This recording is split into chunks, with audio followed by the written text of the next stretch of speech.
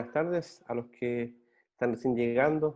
Es una alegría poder verlos por este medio y poder compartir la palabra, el mensaje del Evangelio, a través de la exposición del Pentateuco. La semana pasada comenzamos una nueva serie que se llama ¿Cuánto amo tu ley? Que está, esta frase es de un salmo, Salmo 119, que habla acerca del valor y la alegría de poder conocer la ley del Señor. Recordemos que la semana pasada, cuando introducimos el tema, dijimos que cuando el pueblo judío se refería a la ley de Dios, no solamente pensaba en Éxodo, no solamente pensaba en los 10 mandamientos, no pensaba en 5 libros que introducían el conocimiento del Señor. Esos 5 libros son los primeros que están en tu Biblia, en mi Biblia, que son Génesis, Éxodo, Levítico, Número y Deuteronomio. Cuando hablan entonces de que hablan acerca de la ley, están hablando acerca de estos 5 libros. Y vemos que los 5 libros no todo es normas, ni reglas, ni procedimientos, ni normas ceremoniales tampoco. Lo que vemos en Génesis cómo Dios muestra quién es Él, Dios creador, y también muestra cómo hay una relación con el ser humano, y establece en Génesis la primera ley con el ser humano. Entonces la primera ley no está en Éxodo, no está en cuando Dios le da las tablas de la ley a Moisés, sino que ya en el comienzo está la ley del Señor expresada. Y vimos el texto de Génesis 2 la semana pasada, donde vimos que la ley de Dios nos revela, nos muestra 3 cosas. Uno, el carácter de Dios. O sea, cuando conocemos la ley de Dios, sabemos quién es Él, quién es el autor de la ley. Gracias a Dios que la Biblia está señalada quién es el autor. Y el autor es un Dios justo, es un Dios bueno, es un Dios santo, es un Dios amoroso, es un Dios digno de confianza, es un Dios verdadero. Entonces, cuando hablamos acerca de la ley de Dios, estamos hablando y podemos conocer también el carácter de Dios. ¿Quién es Dios? También conocemos no solamente el carácter de Dios, sino también conocemos la voluntad de Dios. Qué bueno es saber cómo debemos vivir. Qué bueno es saber cómo Dios quiere que vivamos, que es nuestro diseñador, nuestro creador. Porque si no, andaríamos conforme solamente a nuestros intereses, gustos, preferencias, ideas. Tenemos siempre en la vida 2 opciones. Solamente tenemos 2 opciones. O vivir a nuestra manera o vivir a la manera de Dios. Hay una canción que siempre cito, que canta Frank Sinatra, My Way, y lo que señala esa canción es que ya al final de su vida se da cuenta que quizás cometió errores, pero está feliz porque dice, yo viajé, prácticamente como que lo comido, lo bailado no me lo quita nadie, yo viajé, yo cometí errores, yo fallé, yo me levanté, pero al final conseguí mi objetivo. ¿Saben cuál es? Vivir a mi manera. Uno escucha esa canción y ve la letra y uno se da cuenta de que detrás de esa canción, a pesar de que la línea melódica es muy bonita y la orquestación también es muy buena también, y es un clásico de clásicos ya, uno analiza la letra y le da un poco de pena, porque finalmente las personas que mueren de esta forma, mueren, comillas, en su ley, y mueren viviendo solamente a su manera y no a la manera de Dios. Lo dicen con un tono entre resignado, pero también un tono orgulloso, de que, bueno, si me equivoqué o no me equivoqué, da lo mismo, porque porque conseguí mi objetivo, vivir a mi manera. Pude haberlo hecho mejor quizás, pero viví a mi manera. Terrible, terrible vivir de esa forma. Pero el Señor, gracias a su gracia y a su amor, nos muestra su ley, no nos deja sin ley, nos muestra su ley, nos muestra su voluntad. O sea, nos muestra primero su carácter, nos muestra su voluntad, cómo debemos vivir. Le dijo en el Edén, coman de todos los árboles menos de este. De todos pueden comer menos de este. Y nos manda a cumplir la ley de manera completa, de manera personal, de manera exacta, de manera perpetua. Pero sabemos después que el ser humano no cumplió de esa forma. Y además entonces, además de conocer el carácter de Dios, además de conocer la voluntad de Dios, podemos conocer también las promesas de Dios. Porque ¿sabes lo que le dijo Dios a Adán? Que si obedeces, vivirá eternamente. Pero si pecan, si desobedecen, morirán eternamente. Entonces, en esta medida de juicio, también se revela y se muestra la promesa de Dios en el caso que vivamos en obediencia. Hay una promesa. Entonces, la ley de Dios nos muestra tres cosas de Dios. O sea, cuando uno mira la ley, sabe quién es el autor de esta ley. Entonces, al conocer quién es el autor, conocemos el carácter de Dios. Además, sabemos cómo vivir, conocemos su voluntad. Y además sabemos lo que nos espera, la promesa de Dios. Entonces, este sermón está dividido en tres partes, va en función de qué es la ley, segunda parte, los 10 mandamientos, una introducción a los 10 mandamientos, y tercera parte, el Evangelio. La primera parte estamos diciendo de que la ley revela el carácter de Dios, la voluntad de Dios y las promesas de Dios. Y también sabemos que, así como en las películas o los momentos animados, esos ya un poquito antiguos ya, había un personaje y al lado había uno que le decía una cosa, el angelito bueno le decía, no, ándate por acá, y el hermano le decía lo contrario. O sea, prácticamente así en nuestra vida, viviendo según la ley de Dios o viviendo según las mentiras del diablo. Porque tenemos esas dos opciones. O sea, si vivimos conforme a la voluntad de Dios, estamos conforme a la verdad de Dios, a la luz del Evangelio. Pero hay otra forma de vivir, que vivir conforme a mi carne, creyéndole las mentiras al diablo. ¿Respecto de qué? De los tres puntos que nombré: el carácter, voluntad y promesa. En cuanto a carácter, entonces Dios nos manda a decir, sabes que yo soy confiable, yo soy bueno, yo soy misericordioso, yo soy justo, yo soy amoroso, yo soy verdadero, yo soy santo. Cuando nos muestra la ley, sabemos quién es Él. Pero ¿qué nos dice el diablo? ¿Sabes qué? Dios parece que no es tan digno de confianza.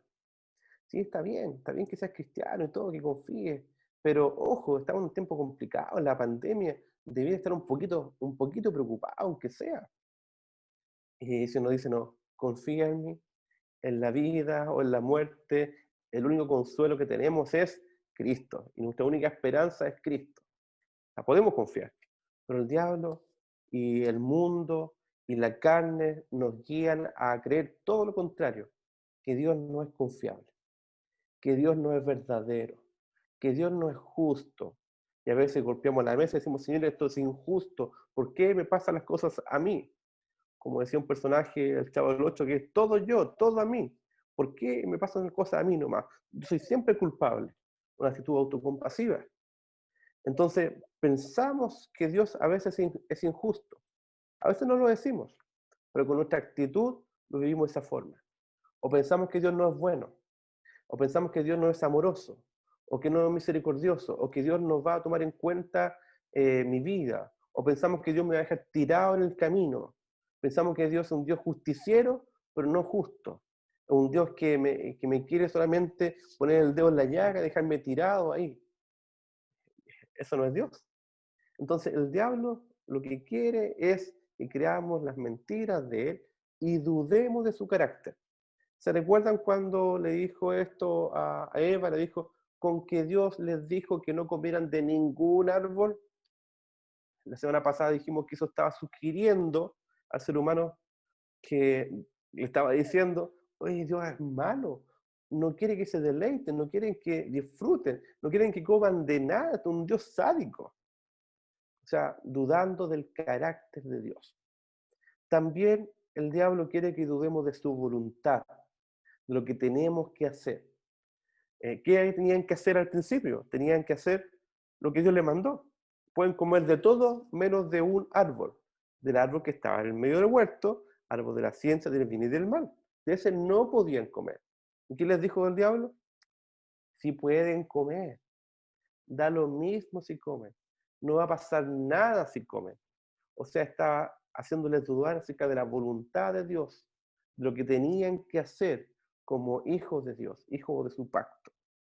Y también les hace dudar acerca de las promesas o de las consecuencias de.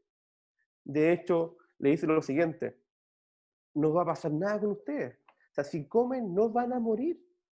Dios les dijo eso, pero Dios es mentiroso, le dijo. No van a morir. De hecho, van a hacer como dioses. van a disfrutar del conocimiento perfecto, verdadero y pleno. Y Dios sabe eso, le dijo. O sea, le está introduciendo una nueva promesa, una falsa promesa. Le está diciendo dos cosas. Por un lado, no va a pasar nada. Y en segundo lugar, está diciendo, ¿sabes qué? Les ofrezco algo mejor. Entonces, la tentación que tenemos actualmente es la misma que sufrió Adán y Eva. Es la siguiente. El diablo le dijo a la serpiente, a Eva, si sigues adelante con lo prohibido, no va a pasar nada malo. Es más, será mejor para ti. Dios no quiere protegerte y sabe que tú te protegerás mejor. O bien, Dios no quiere consolarte y sabe que tú te vas a consolar mejor. Dios no quiere que te deleite y sabe que tú te vas a deleitar mejor, a tu manera. ¿Se dan cuenta? Entonces lo que vivió Adán y Eva es lo mismo que vivimos nosotros actualmente, con la diferencia que ellos, al no haber caído todavía, tenían la capacidad para cumplir la voluntad de Dios de manera personal, o sea, con todo su ser, sus emociones, su voluntad, su mente, dispuesta a conocer al Señor y a obedecerlo, lo podían obedecer de manera completa, o sea, no una parte nomás, sino completo, no hacer las cosas a medias, sino hacerlo bien, hacerlo bien hecho. Y no solamente bien hecho, sino también de manera exacta, tal cual como Dios lo quería. O sea, no servía así, decía, ¿sabes qué? En realidad voy a cumplir al Señor, voy a obedecerlo, voy a comer un poquito nomás de ese fruto. Voy a dejar la mascadita nomás y voy a dejarlo ahí de vuelta. O no voy a sacarlo del árbol, voy a comer nomás. Voy a hacerle una mascadita chiquitita. No, eso es no cumplir la voluntad del Señor. Cuando hacemos las cosas de manera no exacta o a medias, o no siempre, es no cumplir la ley del Señor.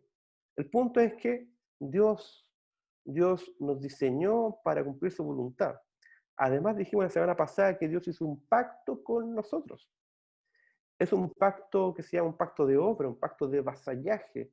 Es Dios el creador, el rey, el todopoderoso, que se le ocurre hacer un pacto con nosotros.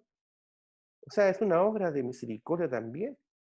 Pero esa obra de misericordia es un pacto entre partes que no son iguales. ¿Se imagina usted firmando un pacto entre Dios y ustedes en una notaría?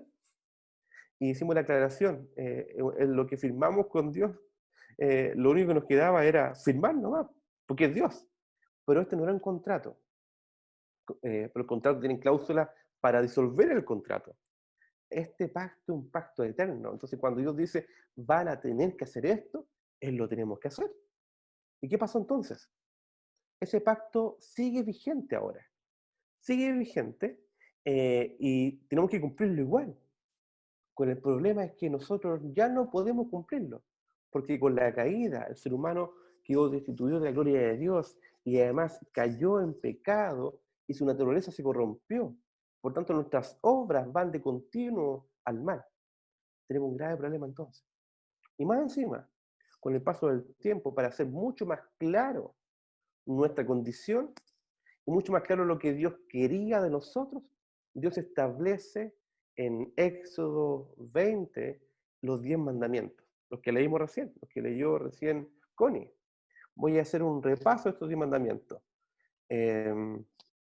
Dice, no tendrás dioses ajenos delante de mí.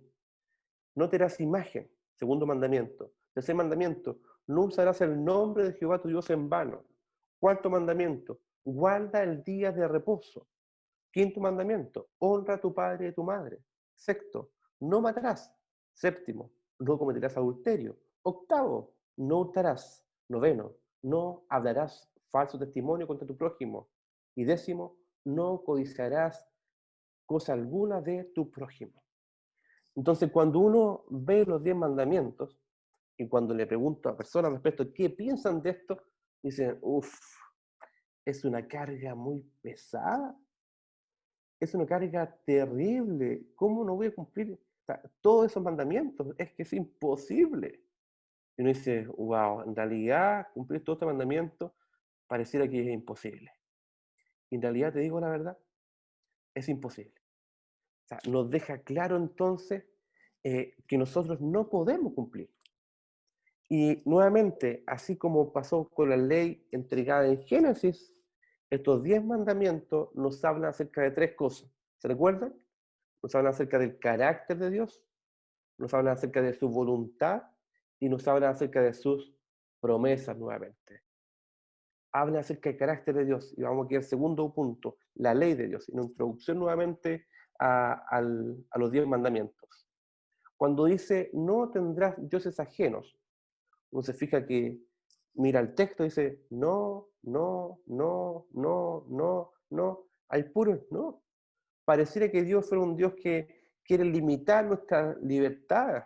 Por eso que hay gente que dice, no, yo no creo ni en reglas, ni en normas, ni en leyes. Yo creo en una relación personal con el Señor, nomás así libre y espontánea. No, porque el que me ama guarda sus mandamientos, dice la palabra. Entonces, cuando Dios dice, no tendrás dioses ajenos delante de mí, está mostrando su carácter. ¿Qué quiere decir eso?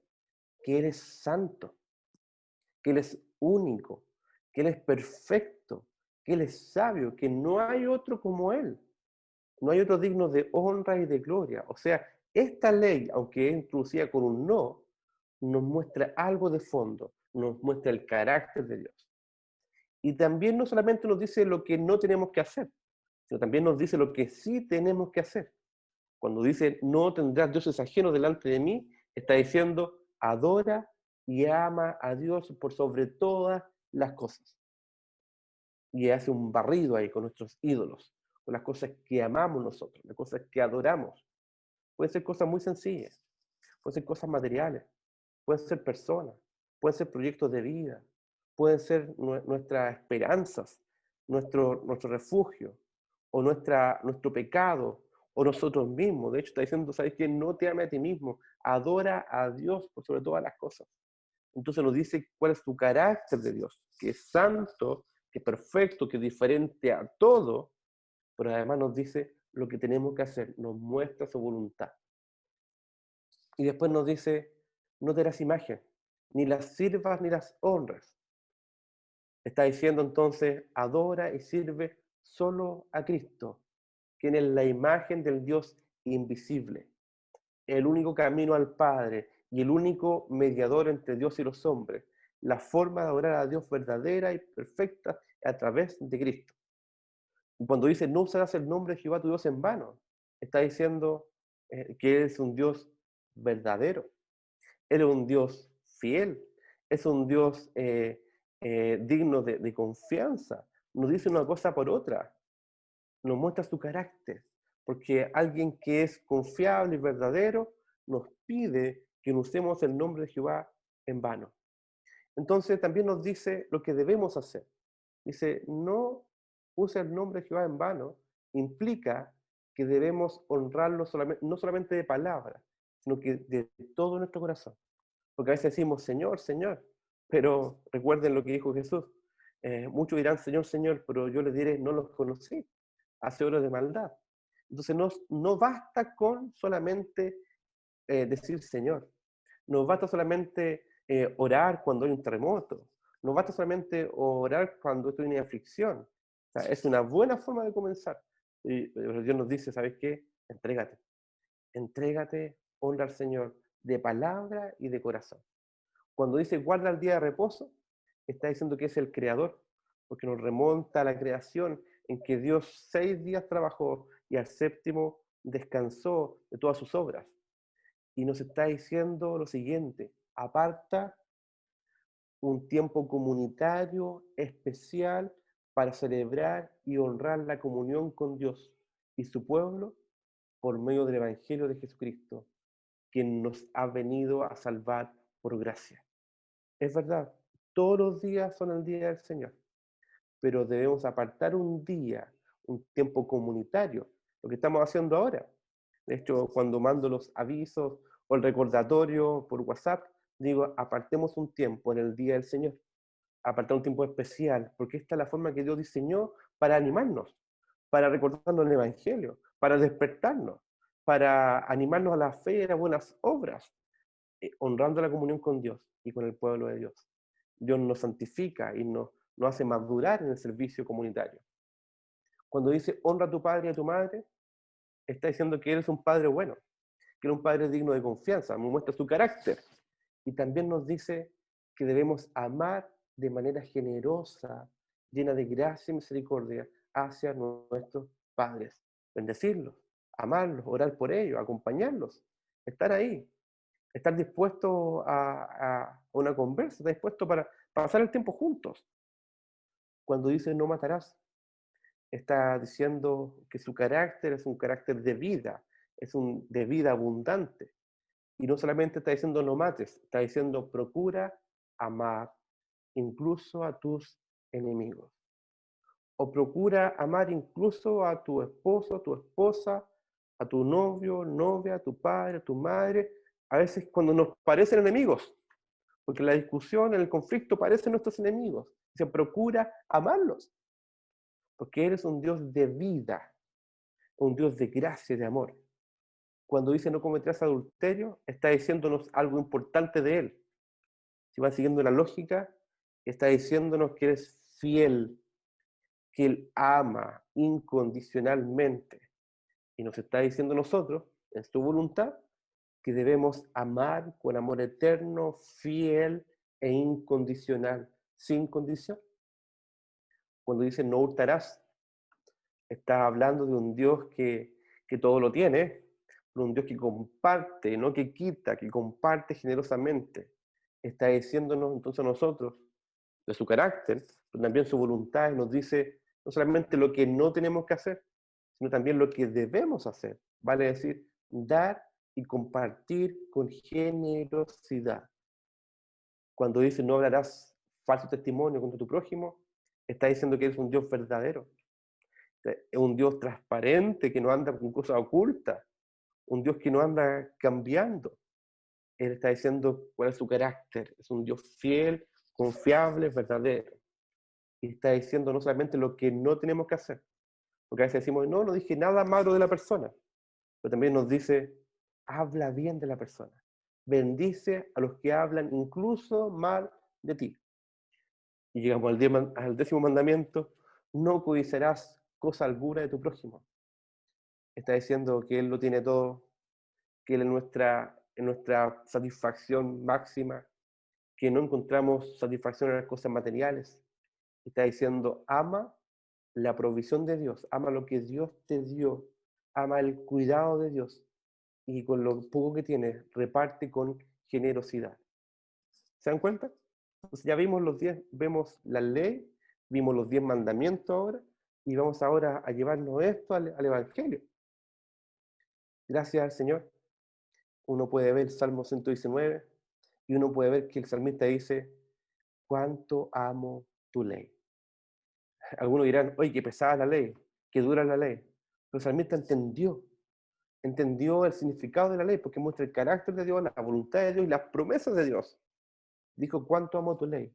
Pero no solamente dijo eso, si ustedes leen la semana, Salmo 119, el salmo más largo de la Biblia, ustedes van a encontrar ya al principio que dice, bienaventurados los perfectos de camino, los que andan en la ley de Jehová. Bienaventurados los que guardan sus testimonios y con todo el corazón le buscan. Entonces vemos que la ley del Señor es una ley que es deleitosa. Y además dice, abre mis ojos para ver las maravillas de tu ley. Aparta de mí el camino de la mentira y en tu misericordia concédeme tu ley. Entonces vemos entonces que al mirar la ley del Señor, miramos quién es Dios en primer lugar. El Evangelio, quién es Dios. Dios es santo, Dios es justo, Dios es verdadero, Dios es amoroso, Dios es misericordioso, Dios es perfecto en todos sus caminos, Dios es sabio.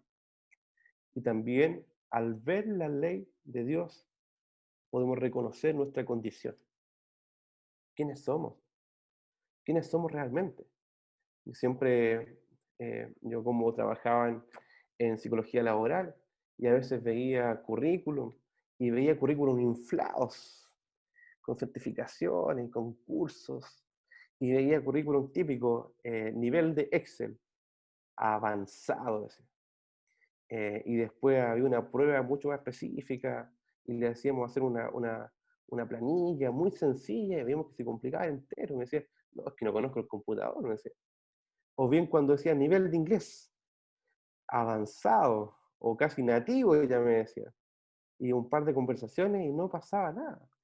Entonces, lamentablemente, cuando uno se enfrenta al test, a la prueba, y esta prueba de la ley de Dios, muchos van a decir, no, salgo súper bien. Nivel de la ley, nivel experto. Todos vamos a creer que somos los mejores, o no somos tan malos al menos. O podríamos decir, no, que hay gente que es peor que yo, y demás salgo bien parado. Ante la ley del Señor, cuando hacemos el test, con la profundidad que demanda Dios, con la santidad que Dios demanda, ¿sabe cómo vamos a salir? Ni siquiera como nivel usuario. Vamos a salir eh, decepcionados de nosotros mismos. Nosotros no podemos cumplir la ley de Dios.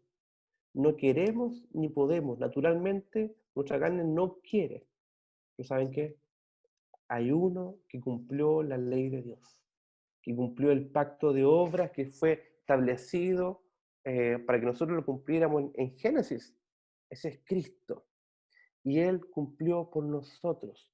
Por tanto, el peso de la ley, de las demandas de la ley, ya no caen sobre nosotros, sino que son traspasadas a Cristo y Él cumple por nosotros. Ahora, ¿qué nos queda entonces a nosotros? Correr a Cristo. Correr a Cristo. Vemos la santidad de Dios, vemos nuestra pecaminosidad y vemos qué hacemos entonces para estar en comunión con Él. Corramos, como cantábamos delante. Yo me abrazo a esa cruz con amor. Te digo algo, no nos queda otra. Con nuestro carácter no nos queda otra. Con nuestra falta de fe no nos queda otra. Con nuestro orgullo, con nuestra falta de oración, con nuestra falta de dependencia de Dios, o falta o tener poco interés por la palabra, por las cosas de Él. No nos queda otra. Nuestras mentiras, engaños, o nuestras triquiñuelas, nuestras estrategias, no nos queda otra. Y Dios siempre nos lleva a un punto que debemos reconocer, que Dios es santo, yo soy pecador, y Él nos salva por la obra de Cristo, por medio de la fe. ¿Para qué? Para disfrutar de su comunión. Esa es la promesa de la ley. La promesa de la ley es, obedece y vivirás. Obedece y disfrutarás de la comunión perfecta conmigo y la comunión perfecta con tu prójimo. Pero a nosotros no cumplir la ley, la promesa del Evangelio es la siguiente: en Cristo, que cumplió la ley por ti y por mí, tenemos comunión nuevamente con el Padre y comunión unos con otros. ¿Sabes por qué puedo estar juntos acá? Porque podemos estar juntos escuchando la palabra, porque hubo uno que murió y nos está haciendo unánimes en Cristo por la obra de Cristo en la cruz, por la obra del Espíritu Santo y por la palabra. ¿Para qué? Para amarnos profundamente. Entonces, ¿cuál es la promesa de la ley? Obediencia perfecta, y viviremos y tendremos comunión con Dios y entre nosotros. Al no cumplir la ley nosotros, la promesa del Evangelio es: alguien cumple por ti y alguien paga por ti, por tus pecados, y te ofrece lo mismo. Por la obediencia de Cristo, tenemos acceso a su salvación y a comunión con Él, y a comunión con el prójimo. Y estamos en ese proceso de restauración. Que el Señor nos guíe entonces a amarlo, que el Señor nos guíe a aferrarnos a su cruz. Y ahora viene la llamada de ánimo. Si estás desanimado por algo, de tu forma de ser, de tu carácter, de tu indiferencia hacia el Señor, hay uno que ya murió por ti. Hay uno que te espera con los brazos abiertos para que corras a Él y le cuentes tus miserias y Él perdone tu pecado, así como ha perdonado el de cada uno de nosotros. Esa es la gracia del Señor. Si estamos desanimados, si estamos sin fe, sin esperanza, o estamos cansados simplemente, porque la cuarentena cansa. Estar encerrado cansa. Parecería que fuera algo a veces, uff, qué maravilloso, pero, pero ustedes saben que el teletrabajo es complejo, tiene sus dificultades. O lo que están saliendo día a día tiene sus dificultades, mucho control sanitario, muchas cosas que ver, mucha mascarilla, y la preocupación, y qué hacer y qué no hacemos. El Señor hace la obra para que nosotros podamos estar tranquilos y confiados solamente en Él. Entonces el llamado es de ir a los pies de Cristo, sabiendo que nosotros no podemos cumplir todo, y gracias a su evangelio, la carga se hace llevadera. Gracias a que Cristo murió por nosotros, podemos disfrutar de la comunión con Dios. Entonces, si Cristo murió por ti y por mí, no desperdiciemos este privilegio que tenemos de ir a los pies de Cristo, orar y conversar con Él, irse a un rinconcito de la casa, o en la noche, decir, Señor, aquí estoy. Tú me conoces. Muchas veces he intentado vivir no a tu manera, sino a mi manera, Señor. Aquí estoy para que tú me guíes, me guardes, me cuides. Quiero confiar en ti. Enséñame tus caminos, como decía el salmista. Enséñame tus estatutos. Abre mis ojos para ver las maravillas de tu ley. Porque el pecado, ¿qué es lo que hace? Nos ciega, nos nubla la vista y no reconocemos quién es Dios. Reconocemos lo bueno que hace su voluntad y no reconocemos lo bueno de las promesas que tenemos en Él al obedecerlo. Entonces, que no creamos la mentira del diablo, que no creamos la mentira de nuestra carne y del mundo, que creamos a la voz de Dios, a la ley de Dios, y digamos junto con el salmista, cuánto amo tu ley, Señor. Y abre mis ojos para ver las maravillas de tu ley, de tu voluntad, de tu carácter y de tus promesas. Los invito a orar. Señor, te damos gracias porque tenemos tu ley y tu ley nos muestra tu carácter, quién tú eres, Señor. También nos muestra quién somos nosotros sin ti, nuestra condición caída, pecaminosa.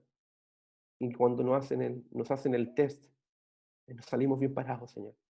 Cuando nos hacen el test a tu nivel, a tu criterio, Señor. Siempre va a haber algo que no está bien, Señor. Y queremos correr a tu cruz. Queremos disfrutar de tu cruz y descansar en ti. Y por medio de la fe en ti, disfrutar de la comunión que tenemos, que es nuestro máximo don, nuestra gloria, nuestra honra, nuestra satisfacción, nuestra seguridad y tranquilidad. Y nuestra esperanza de que un día seremos plenamente transformados, nuestro carácter incluso será transformado por ti, para tu gloria. Te pedimos perdón por nuestros pecados, Señor. Aquí estamos para pedirte perdón y también para recibir tu perdón, porque tú eres fiel y justo para perdonarnos. Gracias, Señor, por eso, por tu misericordia, porque podemos disfrutar de tu comunión perfecta por la obra de Cristo en la cruz. En el nombre de nuestro amado Salvador, Jesús. Amén.